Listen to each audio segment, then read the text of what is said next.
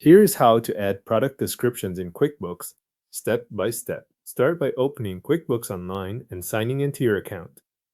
Once you are on the main dashboard, go to the navigation area and open All Apps. From there, select Sales and Get Paid, then choose Products and Services. This will take you to the list of items already set up in your company file. In the Products and Services list, find a product or service you want to update. If you have many items, take a moment to make sure you are selecting the correct one before moving forward, since the description you add will be attached to that specific product or service record. When you have the right item, click Edit.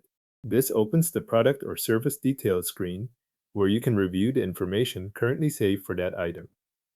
Look through the fields until you locate the description field. This is the space where QuickBooks stores the wording you want associated with the item. Click into the description field and enter the product or service description you want to use. Add the exact wording you want to appear for this item. Depending on how your company uses products and services, this description may later show on sales transactions when the item is selected, so it is worth entering the text carefully. After adding the description, review the other product details on the same screen. Check the item name and any other visible settings so you can confirm you are updating the intended record. This review helps avoid saving changes to the wrong item or overlooking existing details that matter for your bookkeeping setup. Once everything looks correct, click Save and Close. QuickBooks will return you to the Products and Services list with the update stored on that item.